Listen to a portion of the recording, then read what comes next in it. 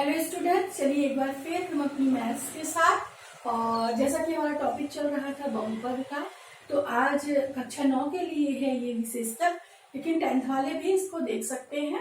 और यहाँ पे बहुपद लिखा है, टॉपिक लिखा हुआ है हमारा शेषफल प्रमेय। तो चलिए आइए देखते हैं शेषफल प्रमेय क्या है, इसका उपयोग कहाँ है और क्यों आपकी कक्षा 9 की ये 2.3 में दी गई है, पढ़ने से इससे लाभ क्या है। तो शेषफल प्रमेय क्या होती है हमारी, चलिए आइए पहले ये देख लेते हैं, फिर उसके आगे हम उसका उपयोग देखेंगे। तो शेषफल प्रमेय हमारी कहती है कि अगर कोई बहुपद है, अगर किसी बहुपद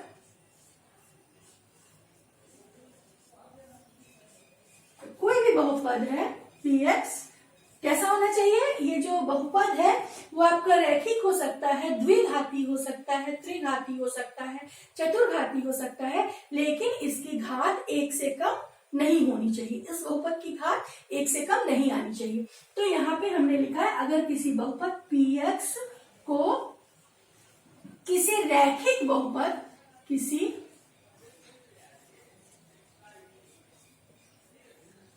रैखिक बहुपद, अब रैखिक बहुपद क्या होता है, रैखिक बहुपद वह बहुपद है, आपको पढ़ा चुके हैं, रैखिक बहुपद वह बहुपद है जिसमें अचर राशि की अधिकतम घात 1 होती है। तो रैखिक बहुपद किस रूप का हो सकता है, इस रूप का हो सकता है। तो अगर किसी रैखिक बहुपद x-a से भाग दिया जाए, भाग समझते हैं आप, भाग दिया जाए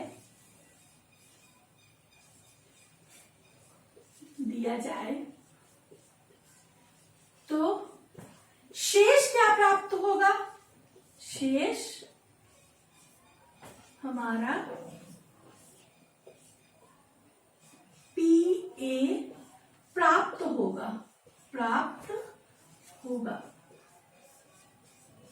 और यहां A क्या होगी, A कोई वास्तविक संख्या होगी।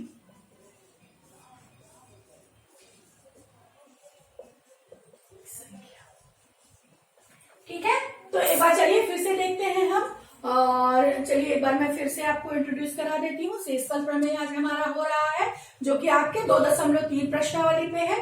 2.1 में आपके बहुपद को पहचानना है कि निम्न विजयी व्यंजकों को कौन से बहुपद है और कौन से बहुपद नहीं है। तो बहुपद होने की कंडीशन मैंने अपने पिछले वीडियोस में बताई थी, आप वहां से क्लास ज्वाइन कर सकते हैं वो, और बहुपद को सीख सकते हैं, देख सकते हैं, समझ सकते हैं। बहुपद आप पहचान लेंगे बहुत ही आसानी से। फिर उसके बाद प्रश्नावली 2.2 में बहुपद के शून्यक और गुणांक है, वहां आपको देखना है कि गुणांक कौन से हैं, वह एक पदी है कि द्विपदी बहुपद है। तो ये भी क्लास हमारी लग चुकी है और आप देख लीजिएगा, और 2.2 भी आप हल कर लीजिएगा। आज हमारा 2.3 प्रश्नावली है जहां आपको शेषफल प्रमेय से संबंधित सवालों को हल करना है। तो शेषफल प्रमेय हमारी, जैसा कि हमने बोर्ड पे लिख दिया है, कह रही है कि अगर कोई बहुपद px है और उसे किसी रैखिक बहुपद x-a से भाग दिया जाए तो शेष हमारा जो प्राप्त होता है वो PA प्राप्त होता है। तो सबसे पहले तो 2 कंडीशन है यहाँ पे, आप देख लीजिए, बहुपद कोई भी हो सकता है लेकिन उसकी घात 1 से कम नहीं होनी चाहिए। यहाँ पे जो px वाले बहुपद की घात है वो 1 से कम नहीं होनी चाहिए। ये कैसा हो सकता है, ये रैखिक भी हो सकता है आपका, ये द्विघाती हो सकता है, ये त्रिघाती भी हो सकता है, चतुर्घाती भी हो सकता है, बट इसकी घात 1 से कम नहीं होनी चाहिए।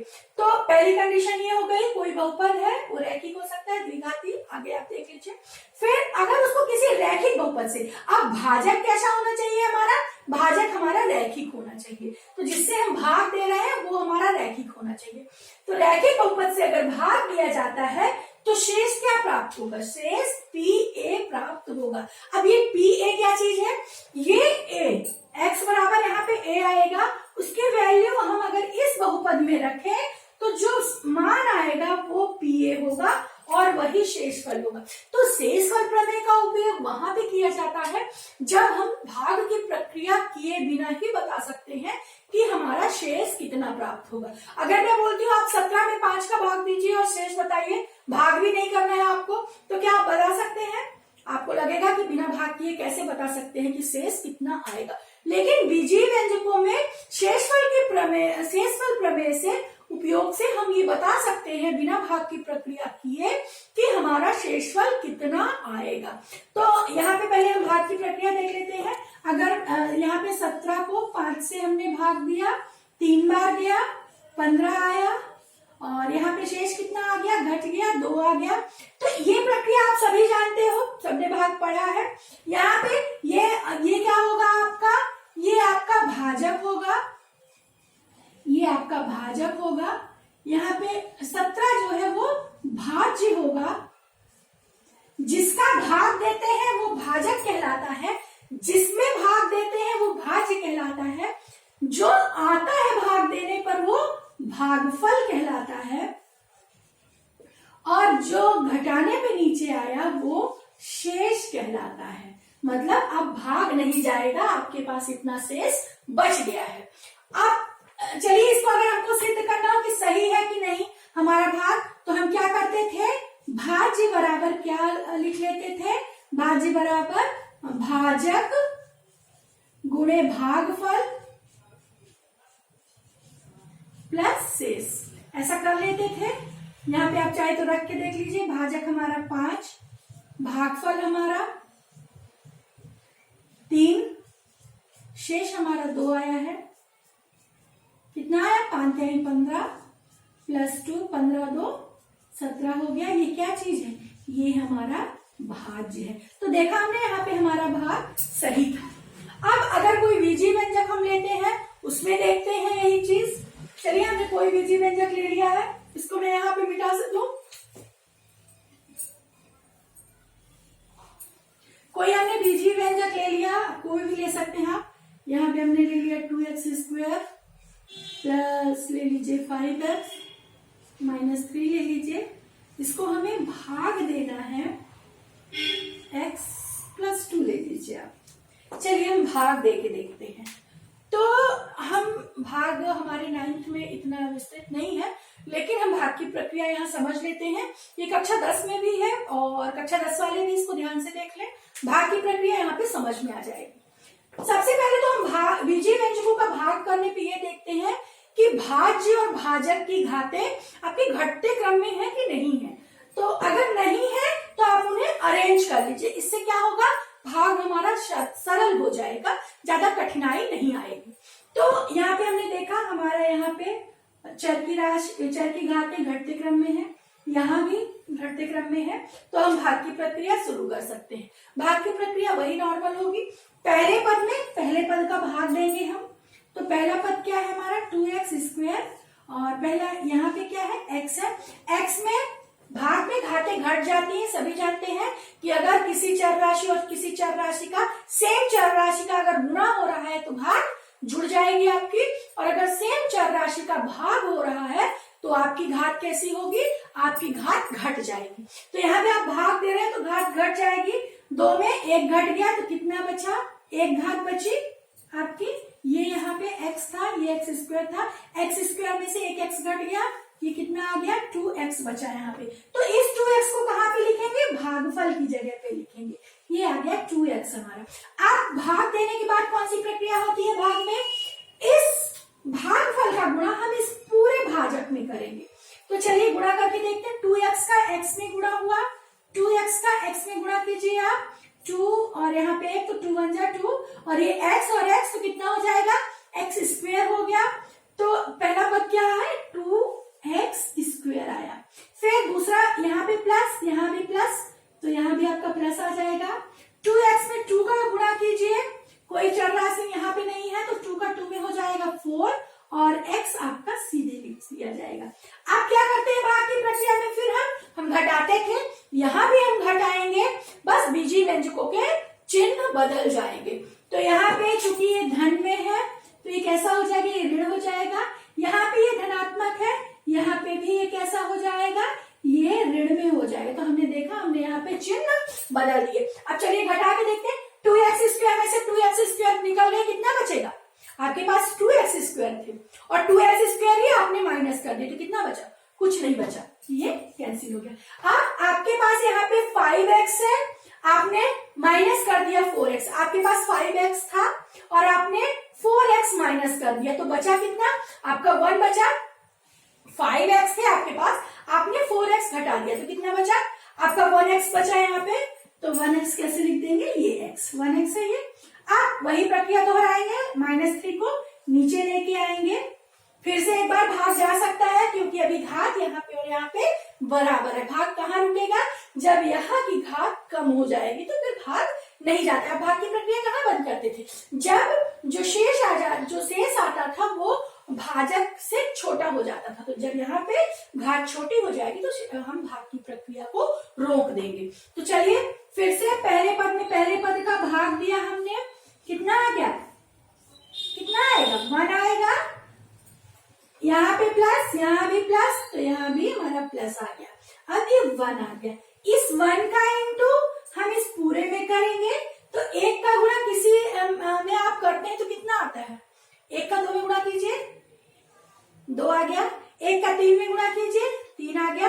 वैसे ही 1 का गुणा हम x+2 में करेंगे तो x+2 आ जाएगा। अब फिर वही प्रक्रिया दोहराएंगे, यहाँ पे प्लस है तो ये क्या हो जाएगा? माइनस, यहाँ पे प्लस है तो ये हो जाएगा minus, x minus x cancel हो गया, कुछ नहीं बचा, घटा देंगे हम। और यहाँ पे देखिए ये ऋण है और ये भी ऋण है, तो ऋण और ऋण क्या होते हैं? जुड़ जाते हैं, तो कितना आएगा? सेम चिन्ह है तो ये जुड़ जाएगा, -3 और -2 है तो ये हो जाएगा -5। ठीक है, अब भाग की प्रक्रिया नहीं होगी क्योंकि हमारे चर राशि की घात यहाँ पे क्या आ गई?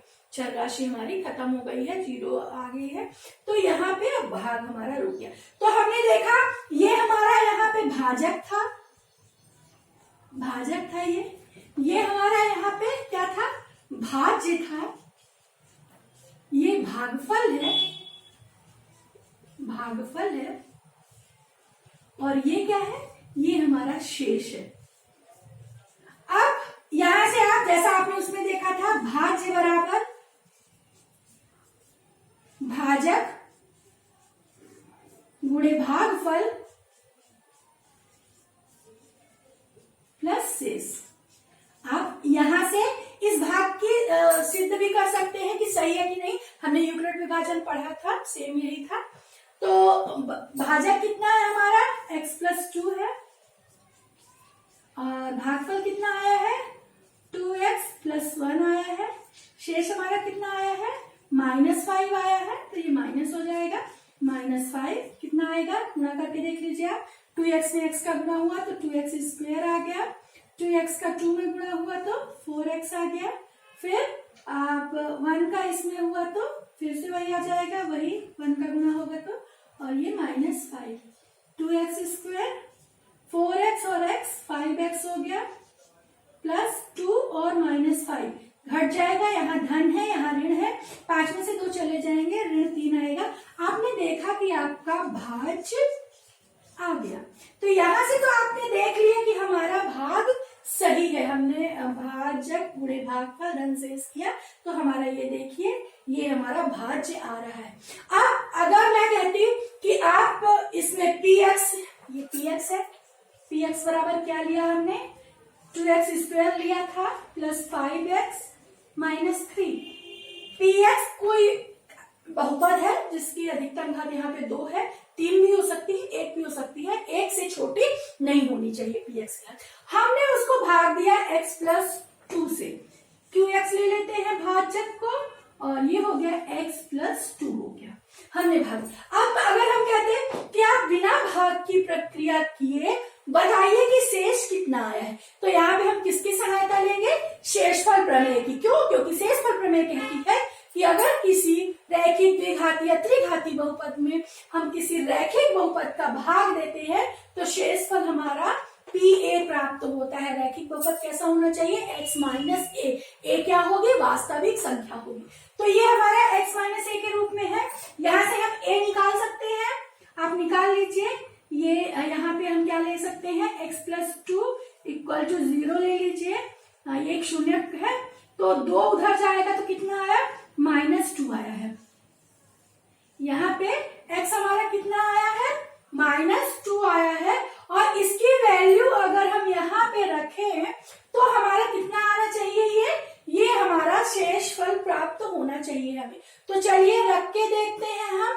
x बराबर यहाँ पे ये x -a के रूप में था। देखिए फिर से एक बार मैं फिर लिखती हूँ और फिर बताती हूँ। x + 2 किस रूप में है हमारा, x -a के रूप में है, चर की घात 1 है, यहाँ पे कोई वास्तविक संख्या है। अब x की वैल्यू यहाँ से निकालेंगे। x बराबर यहाँ कितना आया था, a आया था। इस a को हमने इस पूरे बहुपद में पुट किया और हमको जो PA प्राप्त हुआ वो हमारा शेष आएगा। वही प्रक्रिया हम यहाँ भी करेंगे। x + 2 से हम x की वैल्यू ले लेंगे। x बराबर क्या ले लेंगे, x + 2 = 0 रख देंगे, और ये यहाँ पे 2 क्या हो जाएगा, उधर जाएगा, -2 हो जाएगा। अब इस -2 को हम इसमें रखेंगे। ये क्या चीज है, -2 हमारा a है, a = -2 है। इस a को हम यहाँ पे रखेंगे और जितना मान आएगा वो हमारा शेष होगा। तो चलिए फिर देखते हैं हम। यहाँ पे px की जगह हम रख देते हैं a, रखिए आप। a कितना है आपका, -2 है, और x बराबर क्या आ गया, -2 आ गया, तो आपने -2 रख दिया। अब रख दीजिए जहां जहां x है वहां क्या रखेंगे आप, -2, तो x², तो -2 का स्क्वायर, फिर 5x कितना आया आपका, -2 आया, यहाँ -3।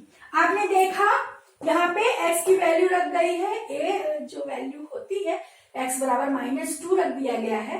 तो अब जितना इसको हल करेंगे वो आएगा शेष हमारा।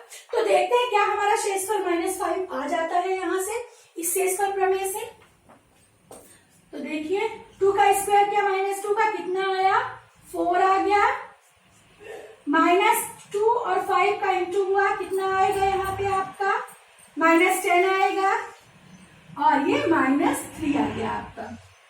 चलिए 2 चौको 8 आ गया, यहाँ पे कितना हो गया, -10 और -3 एक जैसे चिन्ह क्या होंगे, जुड़ जाएंगे, कितना आएगा, -13 आएगा। और इस अब यहाँ पे एक धन है एक ऋण है, तो क्या होगा, घट जाएगा, असमान चिन्ह घटते हैं, तो ये घट गया, तो कितना आया यहाँ पे आपका, 13 में से 8 चले गए तो -5 आ गया। आप देख रहे हैं हमारा शेषफल हमें प्राप्त हो गया। हमारा शेषफल हमें इस लंबी भाग की प्रक्रिया से नहीं गुजरना पड़ा, और शेषफल प्रमेय से हमने रख के देख लिया कि हमारा शेषफल ऋण 5 आता है। तो आप अब तक आप समझ गए होंगे कि शेषफल प्रमेय का उपयोग क्या है। शेषफल प्रमेय का उपयोग वहां पे किया जाता है जहां पे हम भाग की लंबी प्रक्रिया को किए बिना ही शेष ज्ञात कर लेते हैं। तो मैं समझती हूँ आपको समझ में आ गया होगा। यहाँ पे 2 बहुपद लिए गए हैं, एक भाज्य होगा एक भाजक होगा। भाज्य की घात 1 से लेकर कुछ भी हो सकती है, और भाजक की घात केवल कितनी होनी चाहिए, रैखिक बहुपद होना चाहिए, वो उसकी घात 1 होनी चाहिए। तो जहां पे आपको भाजक रैखिक बहुपद दिखे और अगर वो शेषफल पूछ रहा है तो आप बिना भाग किए वहां पे बता सकते हैं कि हमारा शेष कितना आएगा। बस कंडीशन होनी चाहिए कि आपका भाजक जो है वो रैखिक होना चाहिए। तो स्टूडेंट्स यहाँ पे हमने देखा। अब आप 2.3 अपनी प्रश्नावली देख लीजिए। प्रश्नावली का पहला सवाल है कि निम्न बहुपद के शेष को शेषफल प्रमेय से आप शेषफल ज्ञात कीजिए, शेष ज्ञात कीजिए। तो चलिए हम पहला सवाल आपका लिख लेते हैं। क्या है आपका पहला सवाल? यहाँ पे पहला सवाल है आपका x³ + 3x² + 3x + 1 ये बहुपद दिया गया है, मतलब ये आपको भाज्य दिया गया है। यहाँ पे px दिया गया है ये आपको, और ये कह रहा है कि शेषफल प्रमेय के उपयोग से कर बताइए कि शेष कितना होगा, और उसमें भाजक नीचे दिए हुए हैं। भाजक कई दिए हुए हैं आपको। फर्स्ट आपका दिया है x + 1, सेकंड आपका दिया हुआ है x - 1/2, थर्ड आपका दिया हुआ है एक्स दिया हुआ है, एक्स प्लस पाई दिया हुआ है और 5 प्लस 2x दिया हुआ है। तो यहाँ पे ये भाज्य दिए हुए हैं, यहाँ पे ये भाजक दिया हुआ है। तो शेषफल प्रमेय क्या कहती है, अगर कोई भी भाजक हमारा है, सॉरी भाज्य हमारा px है, कोई भी बहुपद है, उसकी घात क्या है, रैखिक, द्विघाती, त्रिघाती, चतुर्घाती कुछ भी हो सकती है, तो वो बहुपद हमारा है देखिए, और उसको हमको रैखिक बहुपद, सभी रैखिक बहुपद है यहाँ पे। रैखिक बहुपद कैसा होता है, चर की अधिकतम घात 1 होनी चाहिए। तो इसमें इसका भाग देना है और शेषफल ज्ञात करना है। किस प्रमेय से, शेषफल प्रमेय से। तो एक मैं बता देती हूँ, यहाँ पे पहला भाजक हमारा जो है, भाजक क्या है हमारा यहाँ पे, QX क्या है, भाजक मान लेते हैं QX, तो कितना दिया हुआ है, x प्लस 1 दिया हुआ है। तो हमने क्या किया था, हमने किया था कि x प्लस 1 बराबर 0 ले लिया था, x प्लस 1 इक्वल टू 0। तो यहाँ पे x की वैल्यू कितनी आ गई, -1 आ गई। अब इस x की वैल्यू को हम यहाँ पे रखेंगे, px की जगह पे रखेंगे। तो p और x की जगह पे क्या, -1। तो रख के देखिए, -1 का cube plus 3x square, x की जगह पे क्या रखना है हमको, -1 रखना है, स्क्वायर हो गया, प्लस 3 और x की जगह पे क्या, -1 और यहाँ पे 1। आपने देखा हमने सब जगह -1 रख दिया, यहाँ पे -1 रख दिया, यहाँ पे -1 रख दिया x की जगह, यहाँ हमने -1 रख दिया, यहाँ क्यूब हो जाएगा, यहाँ वर्ग हो जाएगा और यहाँ घात 1 रहेगी। चलिए करके देखते हैं। -1 का आपने क्यूब किया, कितना आएगा, -1 इंटू -1 इंटू -1, तो क्या हो जाएगा, -1 इंटू -1 1 हो गया, और फिर -1 तो कितना आ गया, -1। तो यहाँ पे -1 आ जाएगा आपका, ठीक है। फिर इसके बाद 3, -1 का वर्ग किया हमने, कितना आया, 1 आया, ये हो गया। 3 का -1 में इंटू हुआ, कितना आएगा, -3 आएगा, प्लस 1। कर सभी धनात्मक, अभी आप देख लीजिए एक स्टेप और, 3 एकम 3, ऋण 3, धन वालों को आप जोड़ लीजिए और ऋण वालों को भी जोड़ लीजिए। तो धन और धन, पहले तो धन और धन को जोड़ लीजिए, आप कंफ्यूज मत होइएगा। धनात्मक संख्याएं जितनी है सबको जोड़ लीजिए, 3 और 1 4 आया। अब ऋणात्मक संख्याओं को जोड़ लीजिए, -1 -3, तो कितना आ गया, ये -4 आ गया। तो आपने देखा 4 और 4 घट गए, कितना आ गया, 0 आ गया। तो हमारा शेष कितना आएगा, 0 आएगा। शेष यहाँ पे कितना आएगा हमारा, 0 आएगा। इसी तरह आप सारे सवाल हल कर सकते हो। यहाँ पे एक सवाल में आपको दिक्कत, यहाँ पे x बराबर कितना ले लेंगे आप, -1/2 है, तो यहाँ पे x बराबर कितना आ जाएगा आपका, x बराबर 1/2 आ जाएगा। 1/2 रख के आप देख लीजिएगा, यहाँ पे x है प्लस 0 लिख सकते हैं, तो x और ये x बराबर क्या हो जाएगा, यहाँ पे 0 हो जाएगा। तो आप 0 रख के 0 निकाल सकते हैं। यहाँ पे x प्लस पाई है, तो x बराबर क्या लेंगे, -पाई आ जाएगा, आप -पाई रख के निकाल सकते हैं। यहाँ पे 5 प्लस 2x है, इक्वल टू 0 ले लेंगे, 2x इक्वल टू क्या हो जाएगा, -5 हो जाएगा। x इक्वल टू कितना हो जाएगा, -5/2। तो x की जगह पे आप -5/2 रख देंगे और आपकी वैल्यू आ जाएगी। तो मेरे ख्याल से आपको शेषफल प्रमेय अच्छे से आ गई होगी। आप इसको बार बार देखेंगे, बहुत अच्छे से समझ में आ जाएगी। जीवन में कभी भी शेषफल प्रमेय आपको कठिन नहीं लगेगी और आप भूलेंगे भी नहीं। आगे आप अपनी आने वाली कक्षाओं में पढ़ा भी सकते हैं आप, और पिछली कक्षाओं को भी पढ़ा सकते हैं। तो ये मेरे ख्याल से 9th और 10th वाले दोनों स्टूडेंट्स देख लें इसको और समझ लें। भाग की प्रक्रिया भी समझ में आ जाएगी आपको और शेषफल प्रमेय भी अच्छे से आ जाएगी। तो आज के लिए इतना ही। कल हम गुणनखंड प्रमेय के साथ मिलेंगे और फिर हमारा ये चैप्टर बहुपद खत्म हो जाएगा, तो आगे बढ़ेंगे। अगर आपको बहुपद में कहीं भी प्रॉब्लम आ रही है तो मुझसे आप कमेंट बॉक्स में पूछ सकते हैं और आप इसको बार बार देखिए। बहुपद के सारे वीडियोस आप 2-3 बार देखोगे, आपको बहुपद बहुत अच्छे से क्लियर हो जाएगा। बच्चों को बहुपद बहुत टफ लगता है, उनको समझ में नहीं आता कि अरे बहुपद कहाँ से आ गया, और ये तो बहुत टफ चीज है। लेकिन अगर आप मेरा वीडियो 2-3 बार देखेंगे तो आपको लगेगा कि अरे बहुपद से सरल कुछ नहीं है, और ये तो हम बहुत इजी से हम बहुपद की हर एक चीज ध्यान रहे हम इसको हल कर सकते हैं। तो 9th और 10th के दोनों बच्चे कर ले, और अगर आपको वीडियो अच्छा लगा हो तो लाइक कर दे, सब्सक्राइब भी कर ले, ताकि सारे वीडियोस आपको समय पे मिल जाए। डेली क्लासेस चलती हैं तो आपको डेली ये वीडियोस मिल जाएंगे। तो एक क्लास की तरह चलेगा हमारा ये वीडियो, और हम मैथ्स आपकी जल्दी ही कंप्लीट करवा देंगे। ओके, थैंक्स आज के लिए।